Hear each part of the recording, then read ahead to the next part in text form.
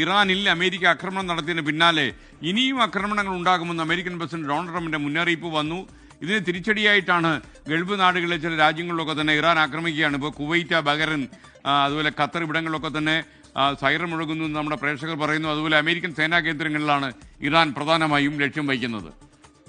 അപ്പോൾ ഖത്തറിലൊക്കെ അപായ സൈറൻ മുഴങ്ങുന്ന വേളയിൽ ഈ ഒരു അപകടത്തിന്റെ കൂടുതൽ സാധ്യതകൾ എങ്ങോട്ട് തിരിയും എന്ന് നമുക്കോട് പറയാൻ നമുക്കൊപ്പം ബി ജെയിംസ് ചേരുന്നു. Good morning B James. യഥാർത്ഥത്തിൽ ബി നമ്മൾ ഈ വിദേശ വാർത്ത, പ്രത്യേകിച്ച് ഈ പശ്ചിമേഷ്യയിലെ സമാധാനക്കേട് പറഞ്ഞ് നമ്മുടെ ആയുസ് ഒടുങ്ങും. എന്ത് ചെയ്യും, പറയണമെന്ന് ആഗ്രഹമില്ല. ഞാൻ സമാധാന കരാറിനെ കുറിച്ച് സംസാരിക്കാനാണ് കഴിഞ്ഞ ഒരാഴ്ച ശ്രമിച്ചത്. പക്ഷെ അതിനിടയിൽ ഈ ട്രംപും സമ്മതിക്കില്ല, ഇറാനും സമ്മതിക്കത്തില്ല. ഇപ്പോഴത്തെ അടി തുടങ്ങി വെച്ചത് എന്തായാലും അമേരിക്കയുടെ ഒരു കള്ളക്കളി അതിലുണ്ട്.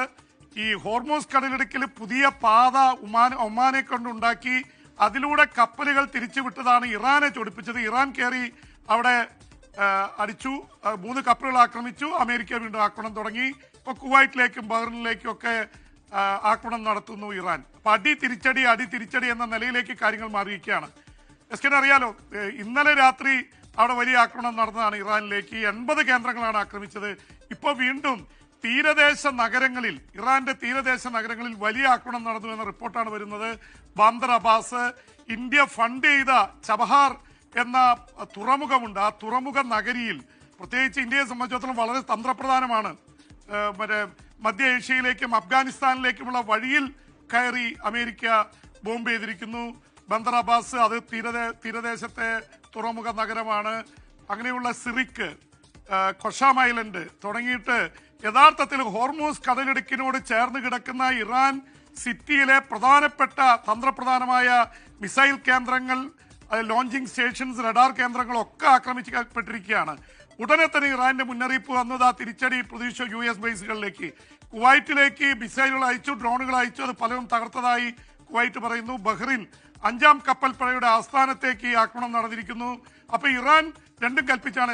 ഖത്തർ അപായമണി മുഴങ്ങിയിരിക്കുകയാണ്. ഖത്തർ ഇവിടെ മീഡിയേറ്ററായിട്ട് വർക്ക് ചെയ്യുന്ന രാജ്യമാണ്. അപ്പോൾ ഇതിന്റെയൊക്കെ പശ്ചാത്തലത്തിൽ വേണം കാര്യങ്ങൾ കാണാൻ. ഇതിനിടയിലാണ് ഇന്ന് 9ാം തീയതിയാണ് മഷ്ഹാദിലെ ജന്മദേശത്ത് ആയത്തുള്ള അലി ഖമനിയുടെ കബറടക്കം നടക്കുകയാണ്. അതിന്റെ ഭാഗമായിട്ട് ഇറാഖിൽ പോയി അവിടുത്തെ പ്രധാനപ്പെട്ട നജാഫ്, കർബാല തുടങ്ങിയ വിശുദ്ധ നഗരങ്ങളിലൂടെ കടന്നു വന്നിട്ടാണ് മഷ്ഹാദിൽ എത്തിയിരിക്കുന്നത്. ഈ അമേരിക്ക ഇങ്ങനെയൊക്കെ പറഞ്ഞിരിക്കുന്നു, ഇസ്രായേൽ തക്കം നോക്കിയിരിക്കുന്നു. എന്തൊക്കെ സംഭവിക്കുമെന്നറിയില്ല. ഒരുപക്ഷെ കബറടക്ക ചടങ്ങുകൾ കഴിയാൻ കാത്തിരിക്കുകയാണെന്നറിയില്ല. പശ്ചിമേഷ്യയിൽ കലിതുള്ളി